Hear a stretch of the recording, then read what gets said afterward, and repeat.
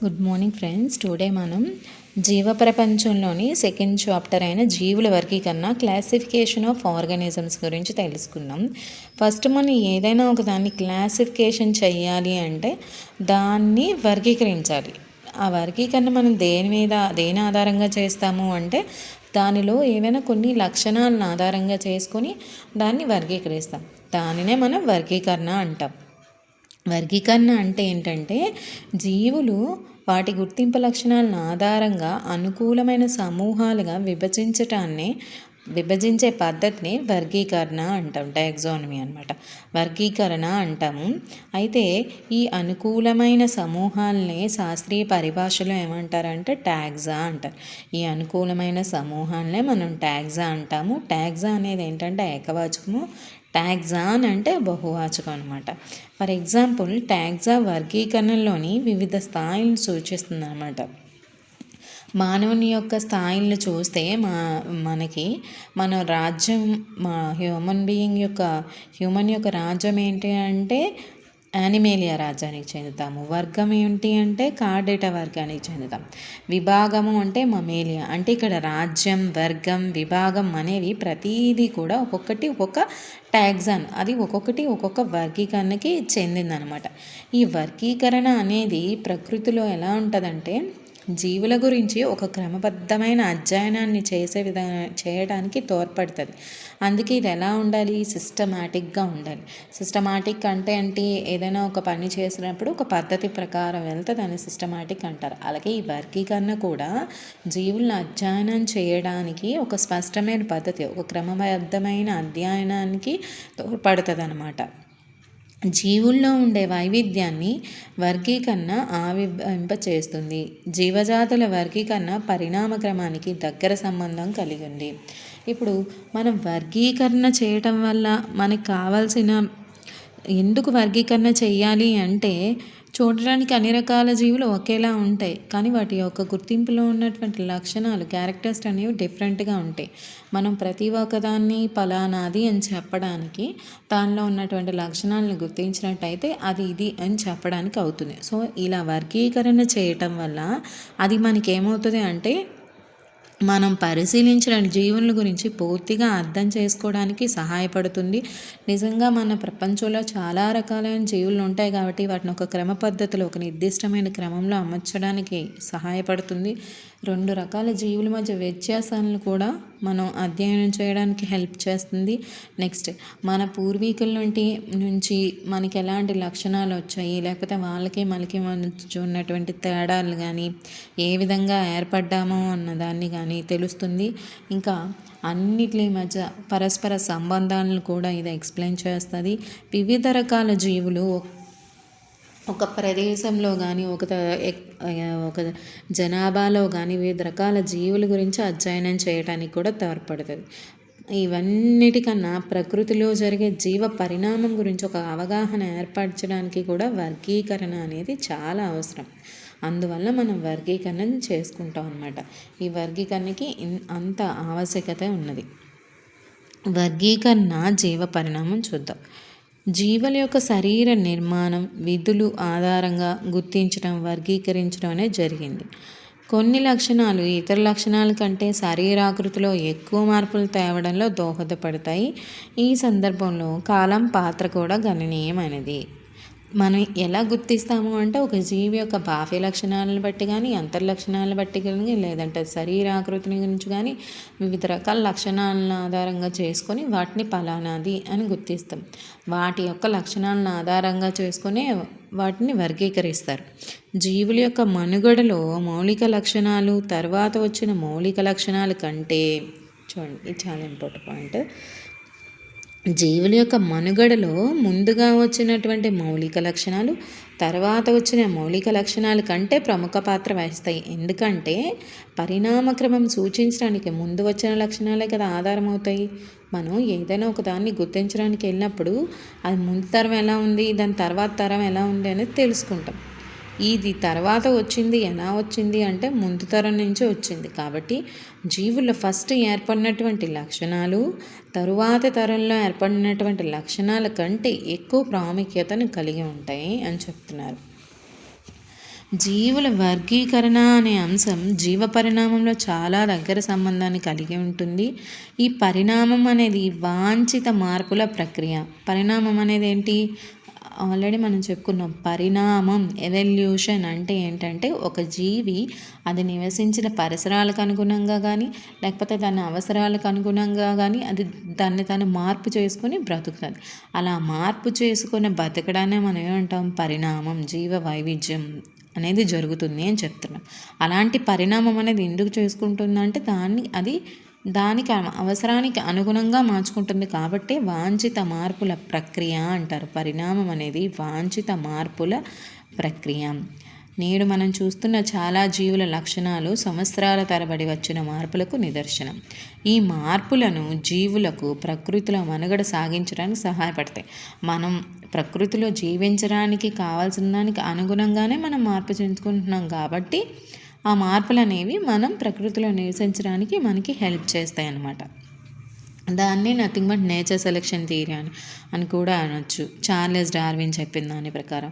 Charles Darwin ప్రకృతి వర్ణ సిద్ధాంతంలో ఏం చెప్తారు అంటే దాని థీమ్ ఏంటంటే ఏదైనా ఒక జీవి ప్రకృతిలో తన అవసరాలకు అనుగుణంగానే దాన్ని అనుకూలనాన్ని మార్చుకుంటుంది, జీవ పరిణామం చెందుతుంది అని చెప్తున్నారు.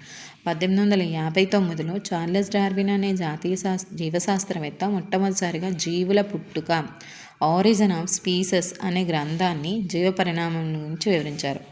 జీవుల పుట్టుక అనే గ్రంథాన్ని ఎవరు రాశారు అంటే ఆరిజిన్ ఆఫ్ స్పీసెస్ అనే గ్రంథాన్ని చార్లెస్ డార్విన్ రాశారు.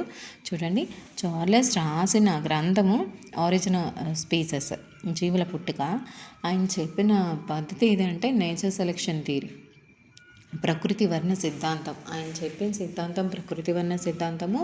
ఆయన రాసిన గ్రంథము ఆరిజిన్ ఆఫ్ స్పీసెస్, జీవుల పుట్టుక అనే గ్రంథాన్ని చార్లెస్ డార్విన్ 1859లో రాశారు. ఆయన చెప్పిన పద్ధతి ఏంటంటే నేచురల్ సెలెక్షన్, ప్రకృతి వర్ణ సిద్ధాంతాన్ని ఆయన చెప్పారు.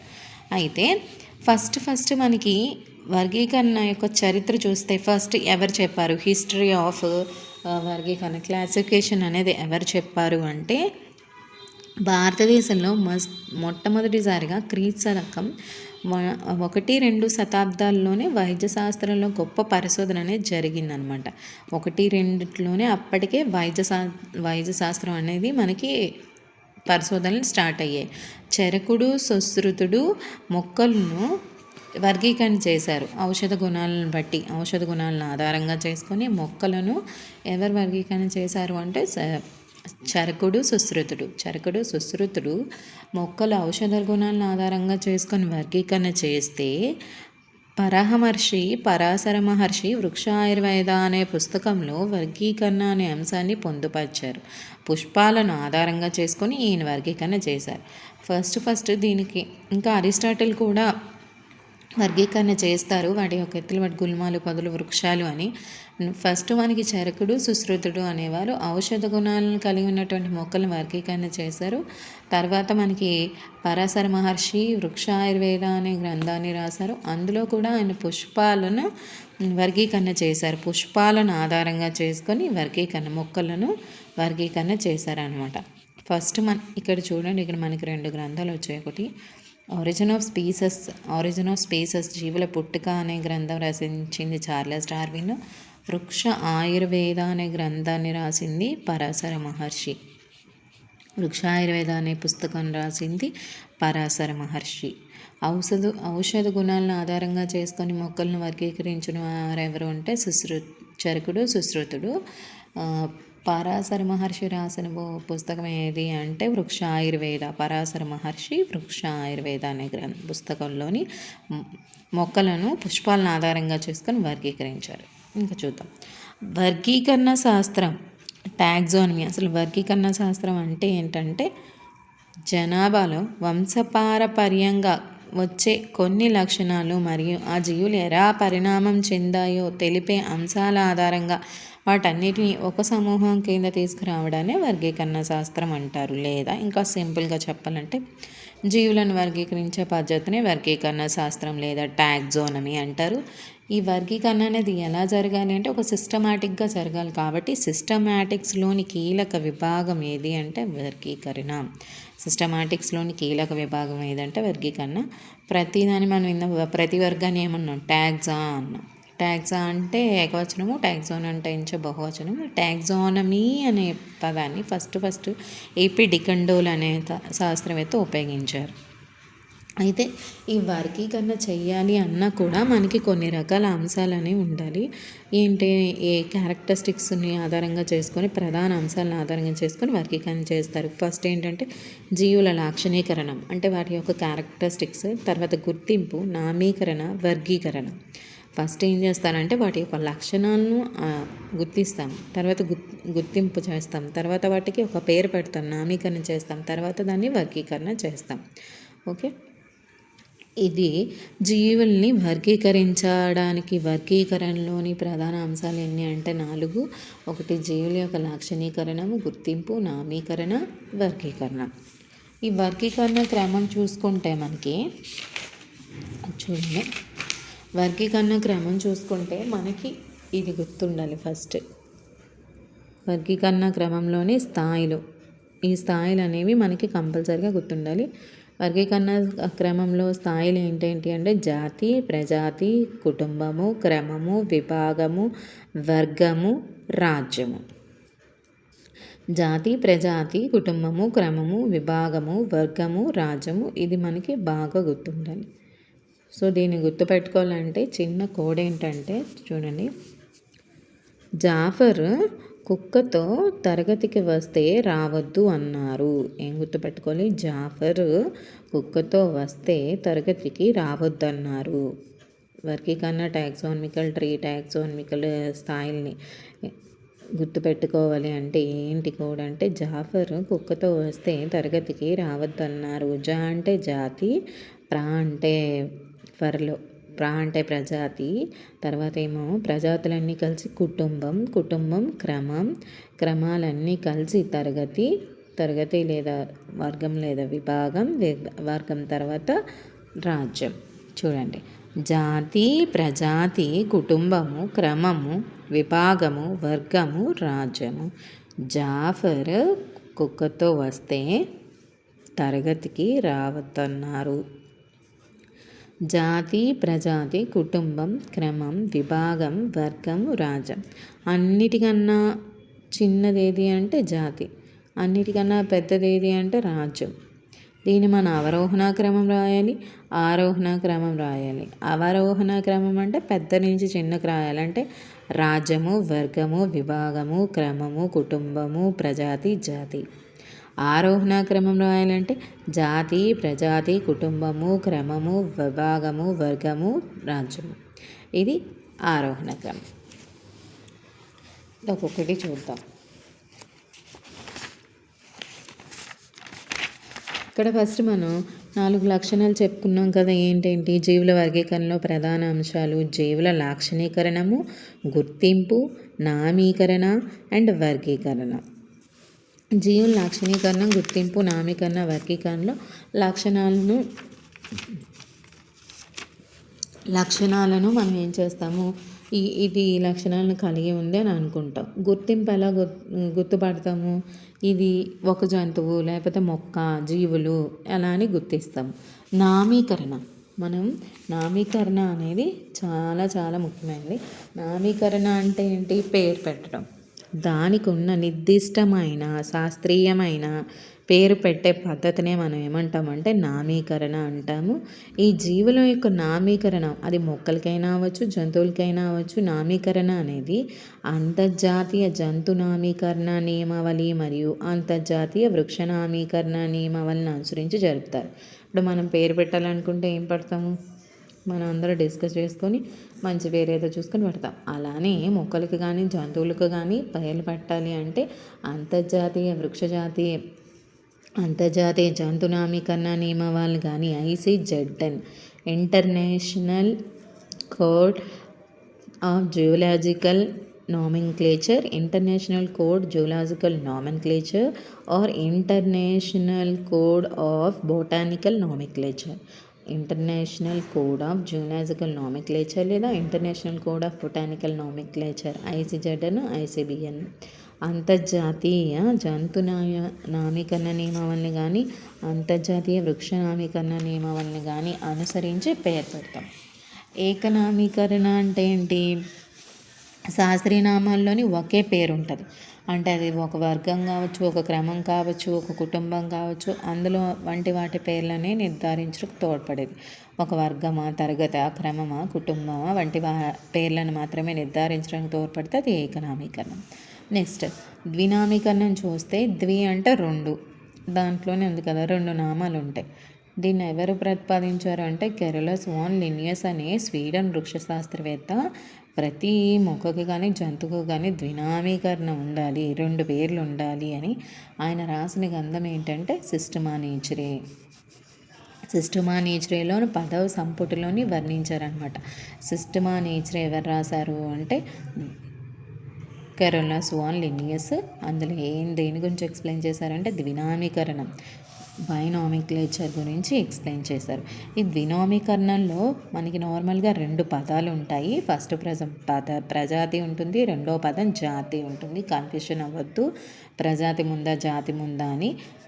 మనం అంత స్థాయిలు వేసినప్పుడు జాతి ముందు వస్తుంది, ప్రజాతి తర్వాత వస్తుంది. కానీ ఇక్కడ ద్వినామీకరణ రాసినప్పుడు ప్రజాతి ముందు వస్తుంది, జాతి తర్వాత వస్తుంది.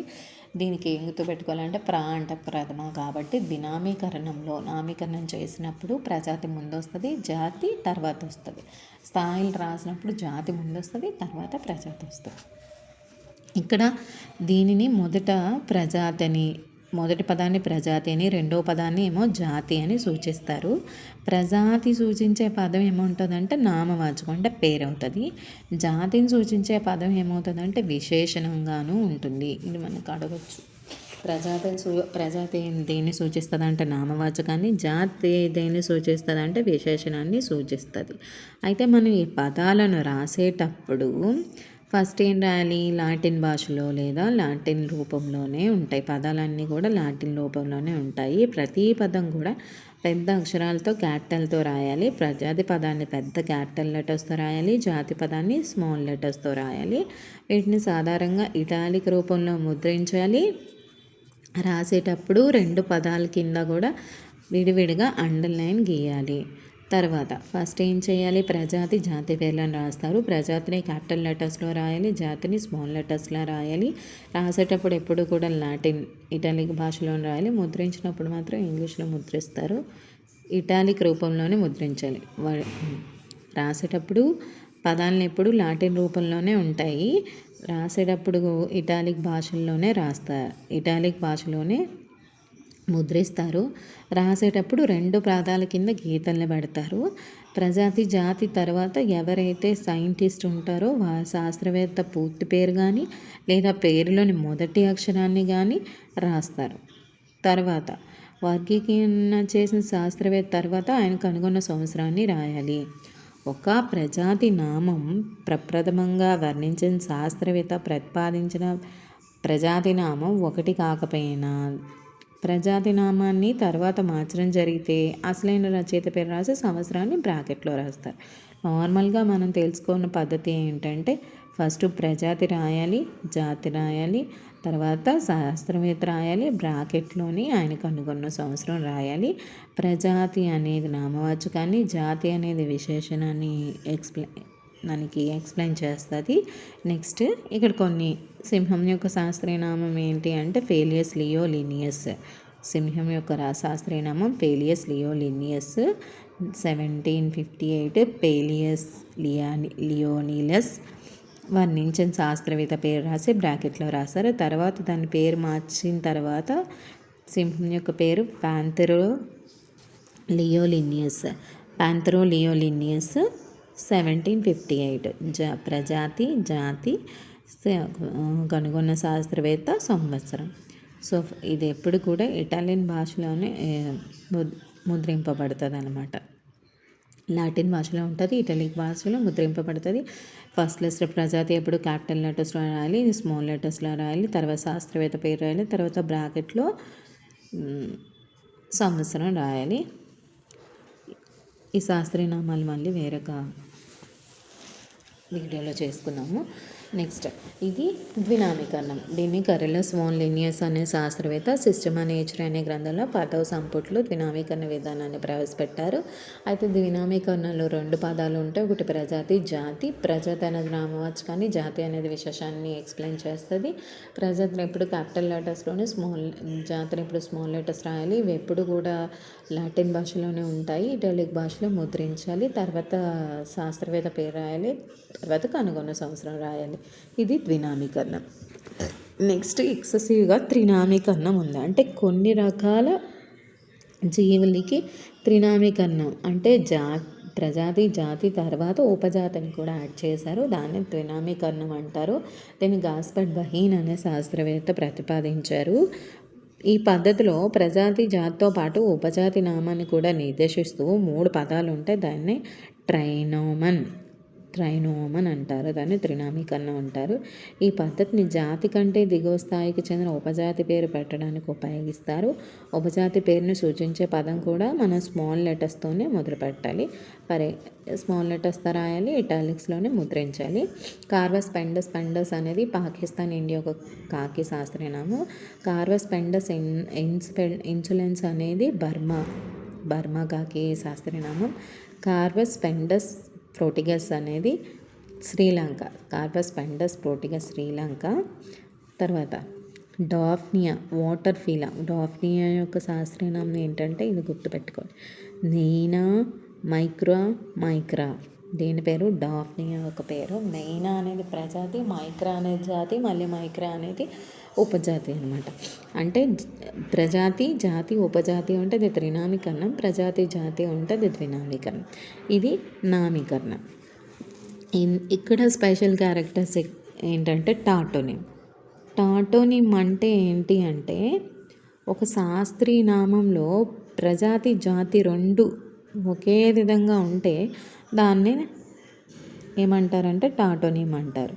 టాటోనిమ్ అంటే ఏంటంటే ఒక శాస్త్రీయనామంలో ప్రజాతి, జాతి శాస్త్రీయనామాలు ఒకలాగే ఉంటే దాన్ని టాటోనిమ్ అంటారు. ఫర్ ఎగ్జాంపుల్ నాగపాము శాస్త్రీయనామం నాజా, మచ్చల జింక శాస్త్రీయనామం ఎక్కిస్, మచ్చల జింక శాస్త్రీయనామం ఎక్కిస్, కోడి శాస్త్రీయనామం గాలస్, ఎలుక శాస్త్రీయనామం రాటస్. ఇక్కడ ప్రజాతి కానీ జాతి కానీ 2 ఒకే విధంగా ఉంది కాబట్టి దీన్ని టాటోనిమ్ అంటారు. ఇది మనకి రావాలి. నాగపాము శాస్త్రీయనామం నాజా, కోడి శాస్త్రీయనామం గాలస్, ఎలుక శాస్త్రీయనామం రాటస్, మచ్చల జింక శాస్త్రీయనామం ఎక్కిన్స్.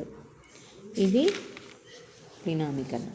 ఇప్పుడు ఫస్ట్ ప్రాధాన్య క్రమ వర్గీకరణలో వివిధ అంతస్తులు, level of hierarchy of classification. హైరార్కీలో మనకి రావాల్సింది ఈ టేబుల్ హైరార్కీలో మనకి రావాల్సింది ఇందాక నేను చెప్పాను కదా. హైరార్కీలో మనం స్టార్టింగ్ దేంతో స్టార్ట్ అవుతుంది, ఆరోహణ అవరోహణ క్రమాలు గుర్తుపెట్టుకోవాలి. ఆరోహణ అంటే కింద నుంచి పైకి వెళ్ళాలి. అవరోహణ అంటే పైనుంచి కిందకి రావాలి. అవరోహణ అంటే పెద్ద నుంచి చిన్నకి కాబట్టి పైనుంచి కిందకి వస్తాం. ఆరోహణ అంటే చిన్న నుంచి పైకి వెళ్తాం. ఇక్కడ మనకి ఎక్కడి నుంచి స్టార్ట్ అవుతుందంటే జాతులన్నీ కలిసి ప్రజాతులన్నీ కలిసి కుటుంబములన్నీ కలిసి క్రమం అన్నీ కలిసి తరగతి లేదా విభాగము, విభాగాలన్నీ కలిసి వర్గం అన్నీ కలిసి రాజ్యం అనేది ఏర్పడుతుంది. అలానే ఆరోహణ క్రమం రాయాలి అనుకుంటే రాజ్యము, వర్గము, విభాగము, తరగతి, క్రమము, కుటుంబము, ప్రజాతి, జాతి అనేది వస్తుంది. ఇవి వర్గీకరణలోని స్థాయిలు. ఈ వర్గీకరణలోని ప్రతి స్థాయిని మనం ఇందాక ఏమనుకున్నాం, ట్యాక్సాన్ అని అనుకున్నాము. ఈ వర్గీకరణలోని మళ్ళీ మధ్యలోని కొన్ని ఉపతరగతులు కూడా ఉంటాయి అన్నమాట. రాజ్యానికి, వర్గానికి మధ్య ఉపరాజ్యము, వర్గానికి, విభాగానికి మధ్య శ్రేణి, డివిజన్, సబ్ డివిజన్, ఉపవర్గము. ఇది చెప్పేసుకున్నాక చెప్తాను. ఫస్ట్ మనం చిన్నదాని నుంచి స్టార్ట్ చేసుకుందాం. జాతి అంటే ఏంటి? జాతి అంటే ఒకే రకమైనటువంటి లక్షణాలు కలిగినటువంటి జీవులు వాటిలోనవే అంతర్ప్రదనం చేసుకొని కొత్త రక జీవులుగా ఏర్పడి సముదాయాలుగా ఏర్పడతాయి. వాటిని జాతి అంటారు. లేదా ఉమ్మడి జన్యు సముదాయాన్ని కలిగి ఉన్న జీవులు ఏం చేస్తాయంటే అంతర్ప్రదనం జరుపుకొని వాటి సంతానాన్ని ఉత్పత్తి చేసుకునే ఒకే రకమైన జంతువు, ఒకే రకమైన జాతి అంటే ఒకే రకమైన జంతువుల సముదాయాన్ని జాతి అంటారు. ఇవేం చేస్తాయి అంటే వాటిలో అవే అంతర్ప్రజనం అనేది జరుపుకొని కొత్త సంతానాన్ని ఉత్పత్తి చేసే ఒకే రకమైనటువంటి జంతువుల సమూహాన్ని జాతి అంటారు. అయితే దీనికి ఎగ్జాంపుల్ చూడండి. జాతికి ఎగ్జాంపుల్ మాంజిఫెరా ఇండికా, మామిడి శాస్త్రనామం మాంజిఫెరా ఇండికా, బంగాళదుంప సోలానం ట్యూబరోస్, నికోటియానా టొబాకో పొగాకు. ఇవి గమనిస్తే వీటిలో ఇండికా, ట్యూబరోసము, టొబాకము 3 జాతి నామాలు తెలియజేస్తాయి. ముందున్నవన్నీ ప్రజాతులు, ఈ 3 జాతులే. అయితే స్వారూప్యరీత్యా పోలికలతో కూడిన వివిధ జీవులను తెలిపే ప్రతి ప్రజాతిలోనూ 1 లేదా అంతకంటే ఎక్కువ జాతి నామాలు ఉండొచ్చు. ఇక్కడ ఇవన్నీ కూడా జాతులు అన్నమాట. ఇవి indica, tuberosum, mangifera indica, solanum tuberosum, nicotiana tabacum, ఈ 3 కూడా జాతులు. స్వరూపరీత్యా పోలికలతో కూడిన వివిధ జీవులను తెలిపే ప్రతి ప్రజాతిలోనూ సోలానం అనేది ఒక ప్రజాతి. అనే ప్రజాతిలో సోలానం ట్యూబరోజం ఉంటుంది, సోలానం నైగ్రం ఉంటుంది, సోలానం మెలంజినా లాంటి జాతులు చేర్చబడ్డాయి. ఇది మనకు అడుగుతారు. సోలానంలో ఏ ఏ జాతులు ఉన్నాయి అంటే సోలానం ట్యూబరోజము, సోలానం నైగ్రము, సోలానం మెలంజినా. జాతులు అంటే డెఫినేషన్ మనం ఏం గుర్తు పెట్టుకోవాలంటే ఉమ్మడి జన్యు సముదాయాన్ని కలిగి ఉండి వాటిలో అవే అంతర్ప్రజనం చేసుకొని కొత్త సంతానాన్ని ఉత్పత్తి చేసినటువంటి ఒకే లక్షణాలు ఉన్న జీవుల సమూహాన్ని జాతి అంటారు. Example mangifera indica, solanum tuberosum, nicotiana tabacum. సోలానంలో ఉండేటువంటి జాతులు ఏంటంటే సోలానంలో ఉండే జాతులు ట్యూబరోజం, నైగ్రము, మెలంజినా. ఇది జాతి. ఇలాంటి లక్షణాలు ఉన్నటువంటి దగ్గర సంబంధం కలిగి కొన్ని లక్షణాలతో పోలికలు ఉన్న జాతులన్నీ కలిసి ప్రజాతులు అనేవి ఏర్పడతాయి. జాతులన్నీ కలిసి సింపుల్గా మనకి ప్రజాతులు అనేవి ఏర్పడతాయి. ఇక్కడ మనం గుర్తుపెట్టుకోవాల్సింది అదే దగ్గర సంబంధం. ఇవి కీవర్డ్. దగ్గర సంబంధం కలిగి ఉన్న కొన్ని లక్షణాలలో పోలికలు ఉన్న జాతులు కలిసి ప్రజాతులన్నీ ఏర్పడతాయి. ఎగ్జాంపుల్ ప్యాంథీరోలియో, ప్యాంథెరో టైగ్రన్, ప్యాంథెరో ప్యాట్సన్ మొదలైనవన్నీ ప్యాంథీరా ప్రజాతికి చెందుతాయి. చూడండి, ప్రజాతి అంటే దగ్గర సంబంధంగా ఉన్నటువంటి ఒకే లక్షణాలు కలిగిన జాతుల సముదాయాన్ని ఏమంటారు? ప్రజాతి అంటారు. Example panthera leo, panthera tigris, panthera pardus. ఈ ప్రజాతులన్నీ కలిసి మనకి ఏం ఏర్పడుతుంది? కుటుంబం ఏర్పడుతుంది. అంటే ఒకే లక్షణాలు లేదా సన్నిహిత సంబంధం గల ప్రజాతులన్నీ కలిసి ఒక కుటుంబంగా పేర్కొంటాయి. ఇక్కడ కుటుంబం అంటే మనం ఒకటి గుర్తుపెట్టుకోవాలి. దాని చివరి ఇడే అని వచ్చిందంటే కుటుంబము, ఇనే అని వస్తే ఉపకుటుంబము, ఐనియా అని వస్తే ఇడే అని వచ్చింది అంటే అది కుటుంబం అవుతుంది.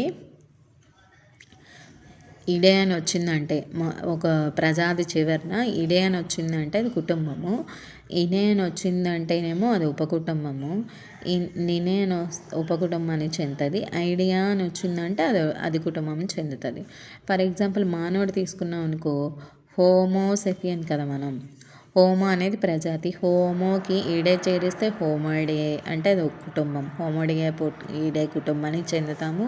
హోమోనినే అనే ఉపకుటుంబానికి చెందుతాము. హోమోయిడియా అనే ఆది కుటుంబానికి చెందుతాము. ఇది కుటుంబం. కుటుంబం అంటే ఏంటంటే సన్నిహిత సంబంధం కలిగినటువంటి క్రమాలన్నీ కలిసి సన్నిహిత సంబంధం గల ప్రజాతులన్నీ కలిసి ఏర్పడేదే కుటుంబం అన్నమాట. ఇక్కడ ఫెలిడే కుటుంబంలో ఏ ఏ ప్రజాతులు ఉన్నాయి అంటే పిల్లి ప్రజాతి పేలిస్, చిరుత ప్రజాతి ప్యాంథెరా. పిల్లి ప్రజాతి పేలిస్ని చిరుత ప్రజాతి పాంతిరాన్ని కలిపి పేలిడే కుటుంబంలో చేర్చారనమాట. అంటే సన్నిహిత సంబంధం కలిగినటువంటి కొన్ని ప్రజాతులు కలిసి ఒక కుటుంబంగా ఏర్పడుతుంది. కుటుంబంలో మనకి ఏవేవి ఉంటాయంటే ఈడే, ఈనే, ఐడియా అనేవి ఉంటాయి. ఈడే అని చేర్చితే కుటుంబం అని, ఇనే అని చేస్తే ఉపకుటుంబం అని, ఐడియా అని చేస్తే అది ఉపకుటుంబం అని అంటారు. అలా కుటుంబాలన్నీ కలిసి మనకి ఏం ఏర్పడుతుంది అంటే ఒక క్రమం ఏర్పడుతుంది. క్రమం ఒకటి లేదా దగ్గర సంబంధం గల కొన్ని కుటుంబాలన్నీ కలిసి ఒక క్రమం అనేది ఏర్పడుతుంది. ఇక్కడ మనకి పేలిడే అనే దాంట్లో పిల్లి ఉంది, చిరుత ఉంది. పేలిడే, కానిడే, హైనిడే, ఇవన్నీ ఉడ్సిడే, ఇవన్నీ కుటుంబాలన్నీ కలిసి ఒక కార్నివోరా అనే క్రమం అనేది ఏర్పడుతుంది. ఇక్కడ మనకి ఇవి అడుగుతాడు, కార్నివోరా క్రమంలో ఏ కుటుంబాలు ఉంటాయంటే పేలిడే, హైనిడే, కానిడే అనేవి ఉంటాయి.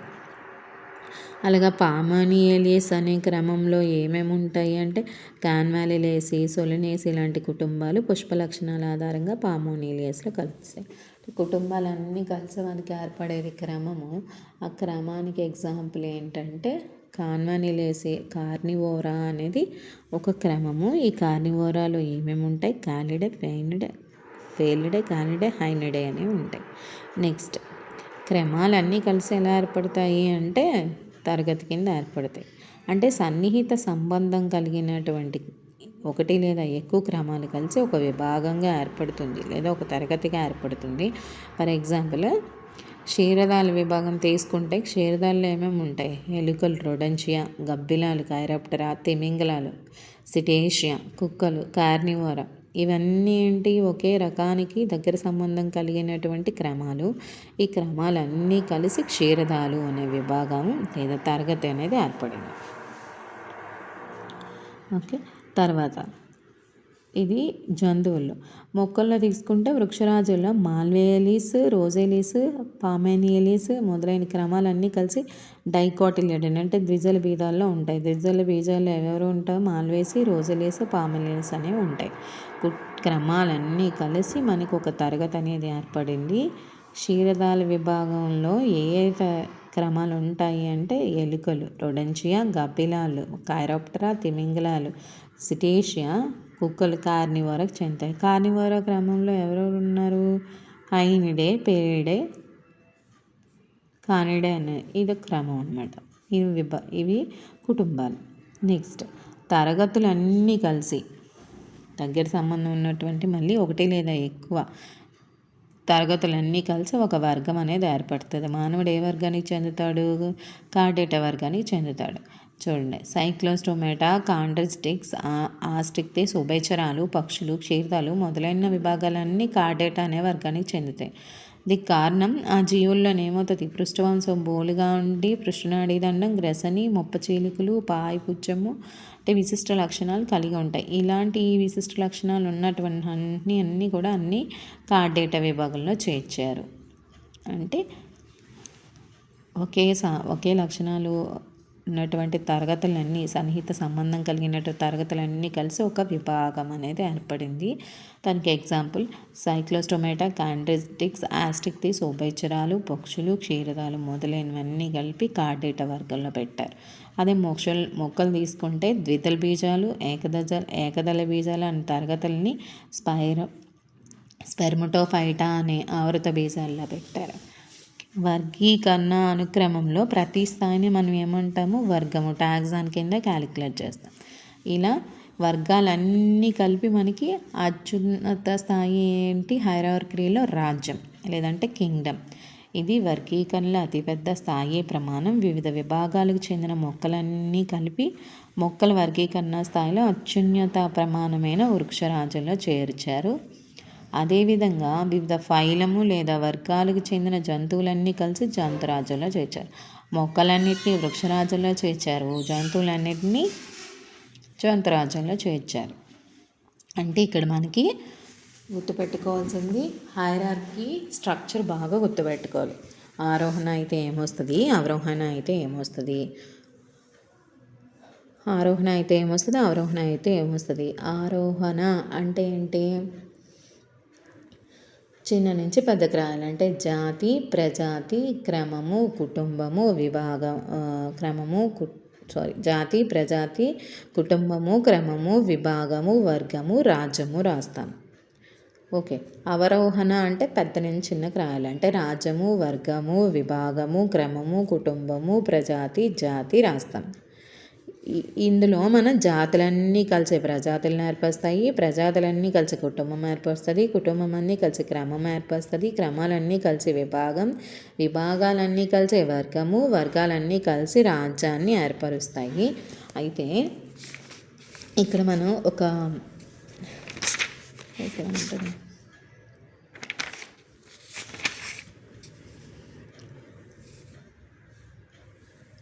ఏర్పరుస్తాయి. ఇలా కొన్ని జంతువులను మనం చూద్దాం, ఏది వర్గం, ఏది విభాగం, ఏది తరగతి అనేది. ఫర్ ఎగ్జాంపుల్ మనిషి, హ్యూమన్ బీయింగ్ తీసుకున్నాం అనుకోండి, శాస్త్రీయ నామం ఏంటి? హోమో సెఫియన్స్ కదా మంది. ఇందులో ప్రజాతి ఏంటి? హోమో. సెఫియన్ ఏంటి? జాతి. అంతే కదా. ఫస్ట్ ఉన్నది ప్రజాతి, తర్వాత ఉన్నది జాతి, దాని తర్వాత ఉన్నది కుటుంబం. ఈ కుటుంబం అంటే ఏం గుర్తుపెట్టుకోమన్నాను? ఇడే అని వచ్చిందంటే అది కుటుంబమే. హోమోనిడే కుటుంబము. ఏ క్రమానికి చెందుతాడు అంటే ప్రైమేట్స్ అనే క్రమానికి చెందుతాడు మానవుడు. ఏ తరగతికి చెందుతాడు? క్షీరదాలు. ఏ వర్గానికి చెందుతాడు అంటే కార్డేటా వర్గానికి. మొక్కలన్నిటిని మనం ఎందులో చేసాము? వృక్షరాజ్యంలో చేర్చాము. మానవుడు జంతువుడు కాబట్టి జాతిరాజ్యం ఫైలం లేదా విభాగంలోని కార్డేటా వర్గంలో చేర్చారు. అలాగే ఈగ తీసుకున్న ఈగ శాస్త్రీయనామం మస్కోడా డొమెస్టికా. మస్కా అనేది ఏంటి? దీని ప్రజాతి, దీని కుటుంబం ఏంటి? మస్కిడో కుటుంబము. తర్వాత క్రమము డెప్టెరా. తర్వాత తరగతి ఇన్సెక్టా తరగతికి చెందింది. విభాగం వచ్చినప్పటికీ ఇది ఆర్థోపోడా విభాగానికి చెందుతుంది. మామిడి మొక్క తీసుకుందాము, ఇదేంటి? Mangifera indica. ప్రజాతి మాంజిఫెరా. కుటుంబం ఏంటి? అనకాడియేసి కుటుంబానికి చెందుతుంది. క్రమం ఏంటి? సాఫిడైలిస్ క్రమానికి చెందుతుంది. తరగతి ద్విదళ బీజాలు. ఇది స్పెర్మటోఫైటా విభాగానికి చెందుతుంది. స్పెర్మటోఫైటా విభాగం. ఇది గోధుమ తీసుకుంటే టెటికమ్ వల్గేరి. ప్రజాతి దాని శాస్త్రనామం ప్రజాతి టెటికము. కుటుంబం ఏముంచో ఫోయేసి లేదా గ్రామినేసి కుటుంబానికి చెందుతుంది. క్రమము పోయేలిస్. తరగతి ఏకదళ బీజాలు. ఫైలం లేదా విభాగం స్పెర్మటోఫైటా. ఇది హైరార్కీ స్ట్రక్చర్లోని స్థాయిలు. ఇది ఎగ్జాంపుల్ చెప్తున్నాను. అంటే ఇదేంటంటే జాతి, ప్రజాతి, క్రమము, కుటుంబము, విభాగము, వర్గము, రాజ్యము అనడానికి ఇలా ఉంటుంది అని మనిషి అయితే శాస్త్రీయనామం హోమో సెఫియన్స్, ప్రజాతి అయితే హోమో, కుటుంబం అయితే హోమోనిడే, క్రమం ప్రైమేట్స్ చెందుతాడు, తరగతి క్షీరదాలు, ఇక్కడ విభాగం ఏముంచో కార్డేటా అనేది. ఇది వర్గీకరణలోని స్థాయిలు. ఎన్ని స్థాయిలు ఉంటాయి అని అడుగుతారు. వర్గీకరణ హైరార్కీలో మనకి ఎన్ని స్థాయిలు ఉన్నాయి చూడండి. 1 2 3 4 5 6 7 7 స్థాయిలు ఉంటాయి. ఈ మధ్యలో ఉన్నటువంటి ఇవి కూడా మనం నేర్చుకోవాలి. రాజ్యానికి వర్గానికి మధ్య ఉపరాజ్యం ఉంటుంది. వర్గానికి విభాగానికి మధ్య డివిజన్, శ్రేణి, డివిజన్, సబ్ డివిజన్, ఉపవర్గం ఉంటాయి. విభాగానికి క్రమానికి మధ్య అధివిభాగం, ఉపవిభాగం. క్రమానికి కుటుంబానికి మధ్య అధిక్రమము, ఉపక్రమము. కుటుంబానికి ప్రజాతికి మధ్య అధికుటుంబము, ఉపకుటుంబము ఉంటాయి. జాతి వర్గీకరణలో అవికల్పక అంతస్తులకు మధ్య జాతి తర్వాత మనకి ఉపజాతి అనేది ఉన్నది కదా. త్రినామీకరణలో నేర్చుకున్నాం. గారస్ పెండస్ పోర్టిగస్ అది. Thank you. ఇది వర్గీకరణలోని వివిధ స్థాయిలు. Thank you so much.